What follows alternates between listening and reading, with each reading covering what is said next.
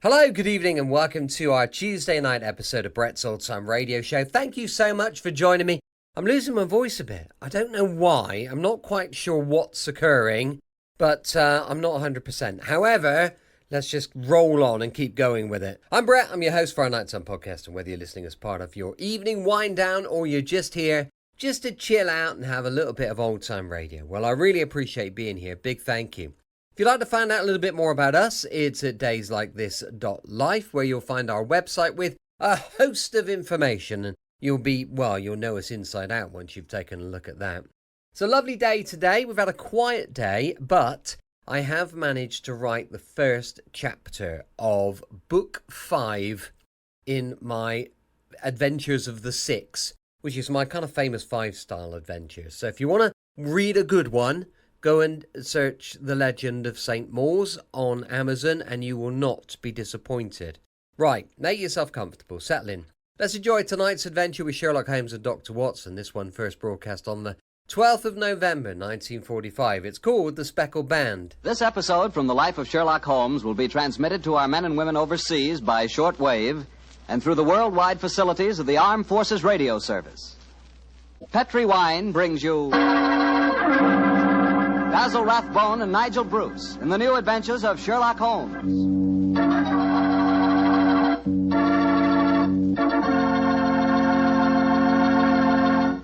The Petri family, the family that took time to bring you good wine, invites you to listen to Dr. Watson tell us another exciting adventure he shared with his old friend, that master detective, Sherlock Holmes. And if you don't mind, I'd like to suggest something that you might share with your friends. And that something is a glass of sherry before dinner. Naturally, a glass of Petri California sherry. I say Petri sherry because it's the perfect before-dinner wine. You couldn't think of a better way to begin a meal. That Petri sherry has a beautiful, inviting color, like dark amber. And for flavor, well, you've heard sherry described many times as having a rich, nut-like flavor. But if you want to learn for the first time what those words rich and nut-like really mean, you just taste Petri sherry. It's wonderful. Serve Petri sherry by itself, or serve it with hors d'oeuvres or those little cocktail sandwiches. And incidentally, if you prefer your sherry dry, not sweet, just ask your wine merchant for Petri Pale Dry Sherry. Well, the important thing to remember is if you want sherry, you want Petri sherry, because that means good sherry.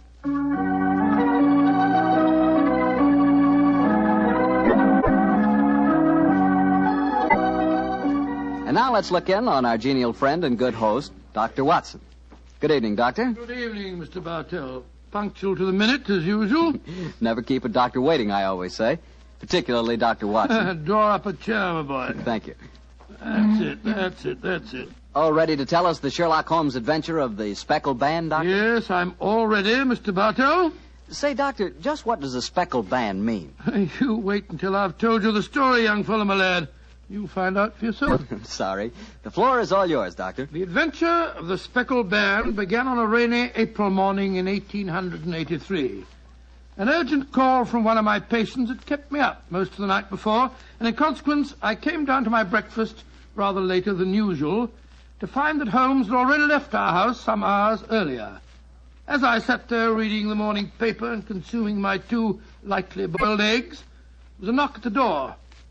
It opened to disclose a typical example of the British working man, a bag of tools in one hand and a grimy cap in the other, as he spoke to me from the doorway. You sent for me, Mr. Holmes? I'm not Mr. Holmes. Oh, beg your pardon, Governor. But I've come to mend the guest bracket over the mantelpiece. Oh? What's wrong with it? I've got a leak in it. Oh, leak? Well, what's wrong with your work? Yes, sir. Hope I won't be disturbing you, sir. No, that's all right, my man. Don't mind me.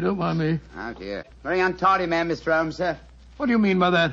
Well, you can't help noticing the mess this room's in. I've heard say he was as tidy as any when he started. But he learned bad habits from a bloke what lived with him. Dr. Watson, I think his name is. You impertinent fellow. How dare you talk to me like that? I've got a good... Oh, where does he go to? Here, you come out of there. That's Mr. Holmes's room. Don't be angry with me, Watson. What? Just slipping out these grimy rags into a dressing gown. Good gracious me. So was you, Holmes. Well, upon my soul, I'd never recognized you, but why the disguise? A case, my dear Watson, a case. One of those small problems which a trusting public occasionally confides to my investigation. To the British workman, old chap, all doors are open. His costume is unostentatious and his habits are sociable. Tool bag is an excellent passport, and a tawny moustache will secure the cooperation of maids. But what's the case, Holmes? A modest little drama of life in the kitchen, one of those seemingly inconsequential affairs, and yet, Watson, the honor of a duchess is at stake. Duchess? A mad world, my masters, a mad world. Now I feel a little more comfortable. Let's return to the sitting room, shall we? A strong cup of tea would be most acceptable. Oh, I wish you'd tell me about the Duchess and life in the kitchen, Holmes. Some other time, old fellow, some other time. At the moment, suppose you tell me what you know about Miss Helen Stoner. I received a letter from her this morning in which she informed me that she would be calling here at 11, and also that she was a friend of yours. Helen Stoner? Oh, yes. A charming girl indeed. Pour me a cup of tea, Watson, and tell me about her. Well, I befriended her at the time of the tragic death of her sister 2 years ago. I told you about the case, don't you remember? The sudden death of Violet Stoner at an old house in Stoke Moran. Oh, yes. It all comes back to me now. There was an inquest, wasn't there, with a string of stupid, ineffective witnesses. Huh? I was one of them. Oh, I'm sorry, old fellow. Then you were the exception, of course. Wait a minute. Let me see. I docketed the evidence on the case. Where is it? My scrapbook. Here we are. Let me see. Yes, S. Salisbury, Hatchet, Murder, Lordson, Simon. Here we are. Stoke Moran. Yes, I remember the affair well now. The villain of the piece was Dr. Grimsby Roylott, wasn't he? Yes, a dreadful fellow. He's the stepfather of the two girls. Violet, the one that died so mysteriously. Helen, the one who's coming here to see you. Dr. Roylott has a pretty record. 55 years of age, killed his kit Magar in India, once in an insane asylum, married money, wife died, distinguished surgeon. Well, Watson, I wonder what the distinguished surgeon has been up to now. Oh, some deviltry, I fear. Why do you say that? You remember that Miss Violet Stoner's death followed close upon the announcement of her engagement? Yes. Well, I met Miss Helen Stoner on the streets a few weeks ago. She told me that she'd just become engaged to a young fellow in the army who was leaving for the Far East. She was very upset at the thought of being alone with her stepfather at Stoke Moran. Oh, naturally it was. Dr. Roylott stands to lose a considerable sum of money in the event of his stepdaughter's marriage. Yes, they both had a trust fund which he administered only as long as the girls were unmarried. That fact was brought out at the coroner's inquest 2 years ago. But if Roylott did poison the other stepdaughter, and I'm pretty convinced that he did, it seems unlikely that he'd try it again. 2 sudden deaths in the same household could hardly pass the coroner. Oh, no, my dear Watson. You're making the mistake of putting your normal brain into Roylott's abnormal being. Oh, that must be Miss Stoner now. Yes, let me see. It's precisely 11 o'clock. Well, let's see what we can do for her. Well, I hope you can help her, Holmes. She's an extremely nice girl. Come in. Yes, Mrs. Hudson? There's a Miss Helen Stoner to see you, sir. She says she has an appointment. Show her in, please, Mrs. Hudson. Aye, sir. Come in, my dear. Thank you. Miss Stoner, I'm so glad to see you again. How do you do, Dr. Watson? And this must be your friend. Yes, Miss Stoner, I'm Sherlock Holmes. Sit down by the fire, won't you? Yes, please do, my dear. Hello, you're trembling with cold. It's not cold that makes me shiver. Tell me, Mr. Holmes, has my stepfather, Dr. Grimsby Roylott, been here? No, he hasn't. He saw me in the street. I dashed by him in a hansom cab, but he saw me. Our eyes met and he waved me to stop, but I came here as fast as I could. Very sensible move. Dr. Watson has already given me several hints to your present problem, as well as having refreshed my memory as to the circumstances of your sister's death. My problem is a simple enough one, Mr. Holmes. I'm waiting to be murdered. No, my dear please girl. be a trifle more explicit, Miss Stoner. Very well, Mr. Holmes. My fiancé is leaving for the Far East today. When he leaves, I shall be alone with my stepfather at Stoke Moran. He plans to murder me just as he murdered my sister. What makes you say that, Miss Stoner? Many strange things have happened recently. For instance, he's just moved me into the bedroom in which my sister died. Well, what reason did he give for changing your room? That my old one needed repainting. It didn't need it, but Dr. Roylott did need to put me into that horrible room. And other things have happened. I've heard the music again. Music? What music? My sister first heard it a few days before she died. I heard it myself on that dreadful night she breathed her last. Oh, Mr. Holmes, I'm terrified. Don't worry, my dear. Please don't worry anymore. You have friends to help you now. Do you mind if I ask you a few questions? No, of course not. Now, this music. Does it seem to come from inside the house or outside? Well, it's hard to say. It sounds so faint. What's it like? A sort of soft droning sound. Like a flute or a pipe? Yes, it reminds me of native music I heard during my childhood in India. India, eh? Oh. There's one other thing that puzzles me, Mr. Holmes. What's that? My sister's dying words. As she lay in my arms, she gasped out 2 words. What were they? Band and speckled. You remember that evidence from the inquest, don't you, Dr. Watson? Yes, I do. I couldn't make head or tail of it. So? Band, speckled, Indian music. Miss Stoner, do you sleep with your door and windows fastened? Yes, Mr. Holmes, but so did poor Violet. It didn't save her, though. What did you gather from your sister's dying allusion to the band, the speckled band? Well, sometimes I thought it was merely the wild talk of delirium, and sometimes that it referred to a band of people. Oh, yes.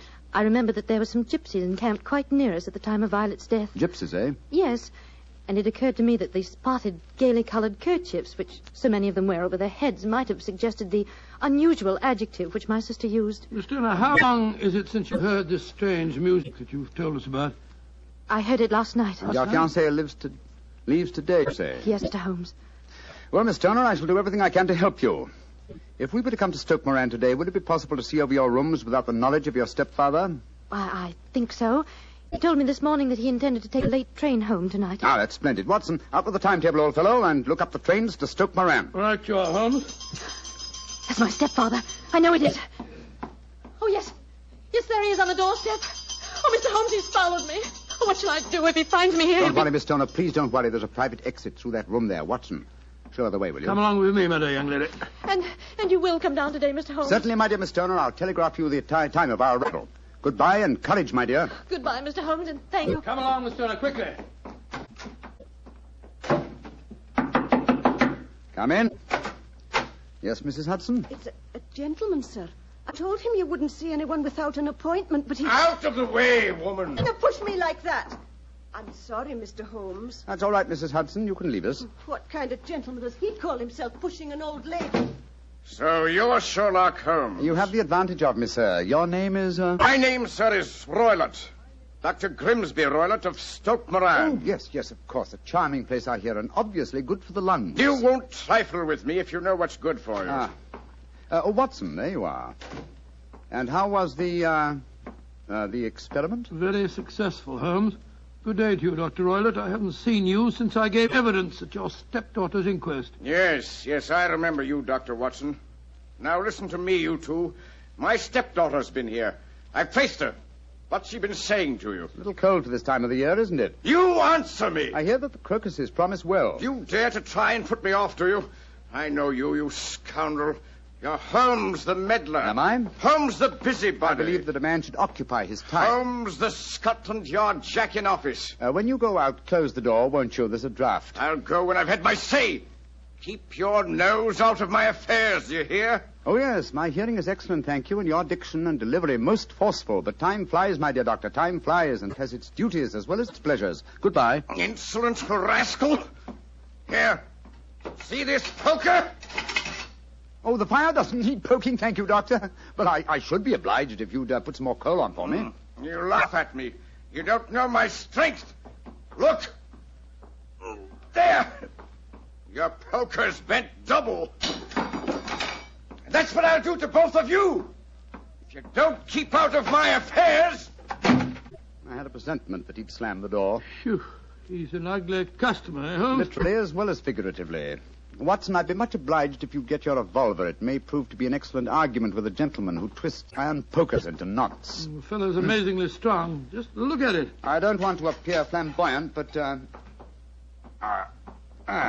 there we are. Great Scott, Holmes. You straightened the poker out again. Yes, it was utterly useless in its former shape. And now Watson, the timetable will catch the next fast train to Stoke Moran.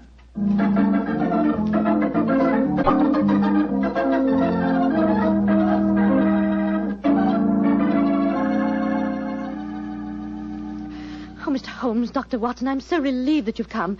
But don't you think my stepfather might have followed you down here? Let's take that chance, Miss Stoner. A few hours' delay might mean the difference between our life and death. It was imperative that we examine this bedroom of yours before Dr. Roylott returns. Anyway, my dear, you mustn't worry any more. We're here in your house, and we're going to take good care of you, no matter what harm befalls you. Thank you, Dr. Watson. So this is the room in which your sister died, is it? It's much as I pictured it. And Dr. Roylott's room adjoins this one, you say, Miss Turner? Yes, Doctor, on that side. The room which adjoins it on the other side is my regular bedroom. The one that's being so conveniently painted, eh? Yes. Well, let's examine this room. No trapdoors or sliding panels, I suppose. It sounds solid enough, Holmes. Yes, I think it is. Hello, what's this? Are you aware that this bed is clamped to the floor, Miss Stoner? Why, no, Mr. Holmes, I did that. What an extraordinary thing. Was the bed in your other room anchored also? I don't think it was. Very illuminating. And this bell pull hanging against the wall above your bed. Oh, it doesn't work. It doesn't work, but if you want to ring. There's another one on the other wall over there. Now, why this one? Well, I don't know. My stepfather made a number of changes after we came here. Yes, quite a burst of activity, apparently. And it took some strange shapes. Why are you standing on the bed, Holmes? I'm curious, my dear fellow. Aha. It may interest you to know that this bell rope is fastened to a brass hook. There's no wire attachment. It's a dummy. A dummy? But why? There's a small screen above it. It's a ventilator, I suppose. Yes, Mr. Holmes. Yes. A ventilator leading into your stepfather's room. Curious. I notice there's no means of opening the ventilator on this side. It can only be operated from your stepfather's room next door. I wonder if you'd mind taking us in there. Of course, Mr. Holmes. Follow me. What do you make of it, Holmes? There's devil's work afoot, old chap. Here we are, Mr. Holmes. It's much the same as the other room. A bit bigger, perhaps. That large safe against the wall seems to be an unusual piece of bedroom furniture. What is it, Miss Stoner? My stepfather's business papers. Oh, yes. You've seen inside it, then? Only once, some years ago. I remember that it was full of documents. What's this saucer of milk doing on top of it? Does Dr. Roylott keep a cat? No, but he does have a cheetah and a baboon as pets. He brought them with him from India. Well, Holmes, a cheetah is just a big cat. True, but I doubt if a saucer of milk would go very far in satisfying the appetite of a cheetah. Well, I think I've seen enough. This matter is too serious for hesitation. Your life may depend upon your following of my instructions, Miss Homer. I'll do anything you say, Mr. Holmes, anything. Is that village inn I see through the trees from this window? Yes, the Queen's Arms. Your bedroom windows would be visible from there. Yes, Mr. Holmes. Very well, then. Watson and I will go there now and obtain accommodations. When your stepfather returns, you must confine yourself to your room on the pretense of a headache. You follow me? Perfectly. When Dr. Roylott returns for the night, you must open your bedroom window and put your lamp on the sill as a signal to us at the inn. Then withdraw quietly to your usual bedroom, the one that's being painted. I'm sure that you could manage there for one night. Of course. But what will you do? When we get your signal, Dr. Watson and I will come here and spend the night in your dead sister's room. We are going to solve this mystery of the dummy bell rope and the unusual ventilator and the strange music in the night.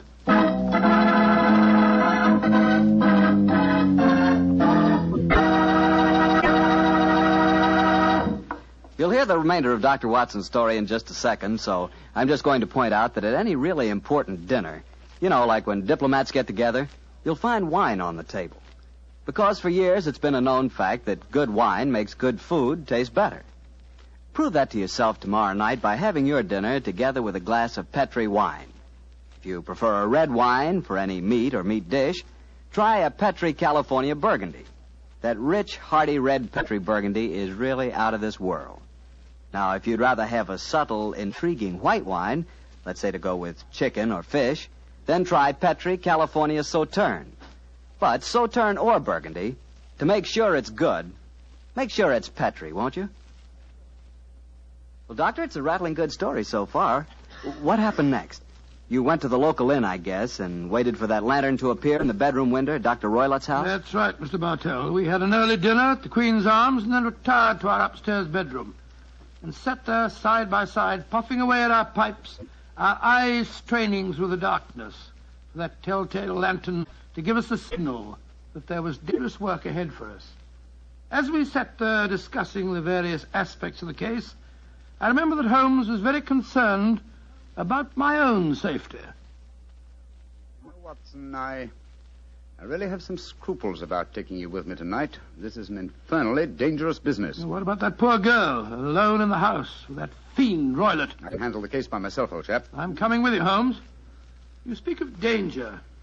You evidently seen more in those rooms than was visible to me. No, but possibly I've deduced a little more. I imagine you saw all that I did. No, I saw nothing remarkable except the bell rope, and what purpose that could answer, I confess, is more than I can imagine. You saw the ventilator, too. Yes, but I don't It's such an unusual thing to have an opening between two rooms. It's so small that a mouse could hardly pass through it. True, but at least you will admit there was a curious sequence of coincidences. A ventilator is constructed. A bell cord is hung from it. A lady sleeps in a bed directly below the ventilator. A bed that is anchored to the floor. The lady dies. Well, I begin to see what you're driving at, Holmes. Look. There's the lantern in Miss Stoner's window. That's our signal, right? Come on, Watson. Our night's vigil begins.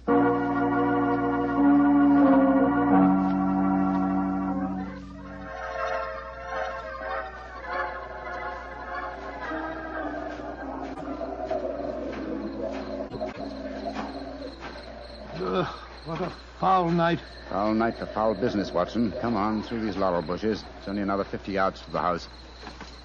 Yes, the lantern's still burning away in the bedroom window, Yes, all the other lights are out. including the one in Dr. Toilet's room. He must have gone to sleep. To bed, possibly, Watson, but not, I think, to sleep. Great heavens, Holmes. Look at that frightful creature leaping about in the moonlight. It looks like some hideous child. That's Dr. Roylett's pet baboon. But it looks positively human. Yes, probably a great deal more so than its master. Shh. They're directly below the window now. This ivy provides a most convenient ladder. I'll go up first. Careful, Holmes, careful. Wait a minute. I hope the thing's strong enough to hold us both. We look pretty stupid on our backs in the mud. Give me a hand, will you, Holmes? I can't quite get my leg up over this window ledge. Thanks, old boy. Oh, say, phew. Now to close the window shutters. This room looks exactly like the same as it did this afternoon. The sound would be fatal to our plans. Keep the lamp covered, so that if the ventilator is open from Dr. Roylett's room, no light will show from in there. That's it. Why are you carrying that stick, Holmes? Prepared for a visitor that I expect before the night is over. A visitor who will herald his entrance with faint music from an Indian pipe. You mean the music is a signal? Exactly, old fellow. The signal to an accomplice who can enter a room with locked doors. An accomplice who kills and leaves no trace. You mean that... Shh. No more talking, Watson. I'll sit on the edge of the bed here. You sit on that chair. Have your revolver ready in case you should need it. Right you are, Holmes. Have the lantern ready, too. When I shout now, turn the light full on the top of the bell rope. You understand? Yes, perfectly. Good. Now we must wait. Perhaps for some time. But don't go to sleep, Watson. Don't go to sleep. Your very life may depend on it.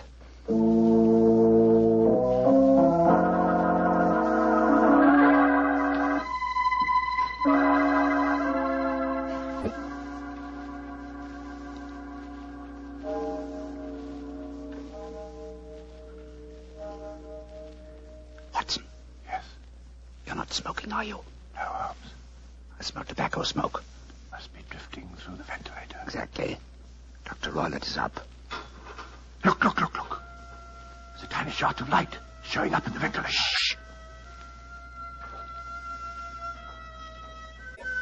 Listen. There's the music. Yes. Heralding the messenger of death. Have your lantern ready, Watson.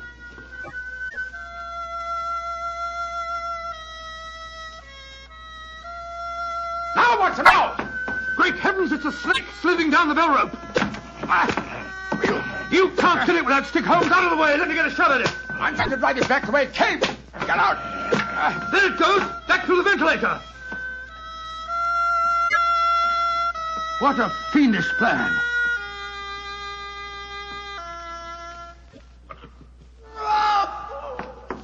Quick, Scott, what's that? I think the devil has turned on its master. Come on, Watson, into Dr. Roylett's room. Dr. Roylett! Dr. Roylett! Dr. Good Lord, Holmes. Look at him sprawled on the bed. Look at his eyes. Yes. And see what is coiled around his forehead. It's the snake. Yes, the band. The speckled band. He's dead, Holmes. Yes, he's been bitten by the deadliest snake in the world. The Indian swamp adder. Deadly fangs produce death within 10 seconds. Well, Watson, violence does in truth recoil upon the violent. And the schemer falls into the pit which he digs for another. What should we do now, Holmes? We must remove the macabre headgear from the dead doctor and return the snake to its den. And I suggest that we tell Miss Stoner that there's no more danger under this roof. After that, we can turn the matter over to the local police. Our work is done.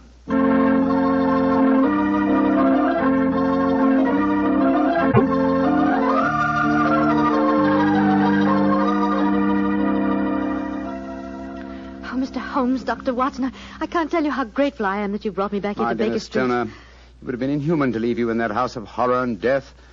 We have a spare bedroom, and Mrs. Hudson is a motherly and understanding woman, and I can assure you that Dr. Watson and I will be delighted to have you stay with us here until you've decided on your future plans. Yes, of course we will, my dear. As a matter of fact, it'd be rather refreshing to have a touch of youth about the place. You're both so kind. Mr. Holmes, I think it's wonderful how you foiled my stepfather's devilish plans. Yes, wasn't it a remarkable example of logical deduction? No, it wasn't, old fellow. At first, your mention of the gypsies, Miss Hunt, the use of the word band, put me on an entirely wrong scent. However, when we examined the fatal room, I drew the obvious conclusion. You mean the dummy bell rope, the ventilator, and the immovable bed? Yes, old fellow. It instantly gave rise to the suspicion that the rope was there as a bridge for something coming through the ventilator and traveling to the bed. I once thought of a snake. When I saw the saucer of milk on top of the safe, my suspicions crystallized into certainties. Oh, it was a fiendish plot. Yes, an extremely clever one, too. Exactly. My stepfather must have trained the snake to return to him when he played the music. Yes, he put it through the ventilator with the certainty that it would crawl down the rope and land on the bed. It might or might not bite the occupant. Perhaps she might escape every night for a week, but sooner or later she must fall a victim. Thank heaven I came to you, Mr. Holmes. Amen to that, Miss You know, Stoner. Holmes, if you hadn't lashed at the snake with your stick, I bet it wouldn't turn back on its master. True, old chap. In that way, I am no doubt indirectly responsible for Dr. Grimsby Roylett's death. But I can't say it's a fact that's likely to weigh too heavily on my conscience.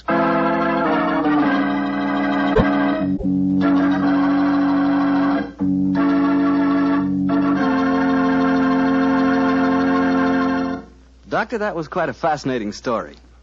You know something? I'm not exactly a coward, but no kidding, my toes really curl when I get mixed up with snakes. Oh, you're not alone in that respect, Mr. Bartell. I must admit that I like to have a revolver and at least 20 feet between me and any snake that wants to cross my path. Well, if you want a revolver in 20 feet, I'll take a cannon in 20 miles.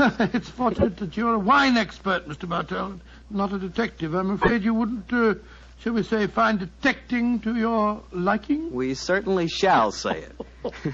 And incidentally, I'm not a wine expert, Doctor. All I know about wine is that it either tastes good or it doesn't. And I also know that Petri wine always tastes good.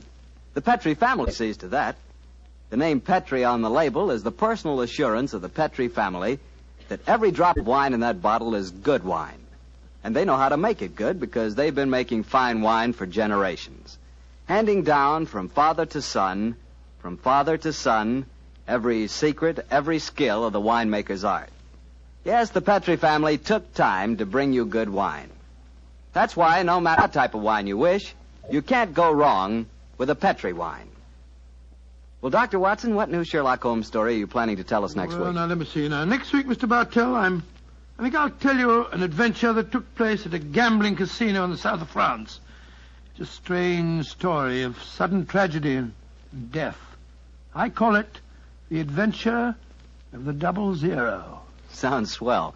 We'll all be listening. Yeah, now, Mr. Bartell, before I go, I want to say that every one of our friends bought war bonds to help our boys win the war.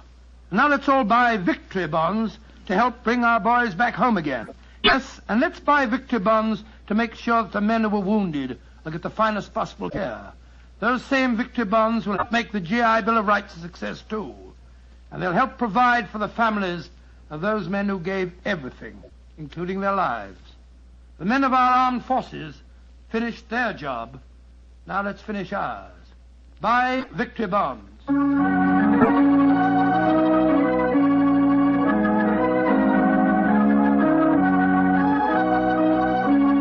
Tonight's Sherlock Holmes adventure is written by Dennis Green and Anthony Boucher and is an adaptation of the Sir Arthur Conan Doyle story, The Adventure of the Speckled Band. Music is by Dean Fossler. Mr. Rathbone appears through the courtesy of Metro-Goldwyn-Mayer and Mr. Bruce through the courtesy of Universal Pictures, where they are now starring in the Sherlock Holmes series. The Petri Wine Company of San Francisco, California, invites you to tune in again next week, same time, same station. This is Harry Bartell saying good night for the Petri family. Sherlock Holmes comes to you from our Hollywood studios. This is the Mutual Broadcasting System.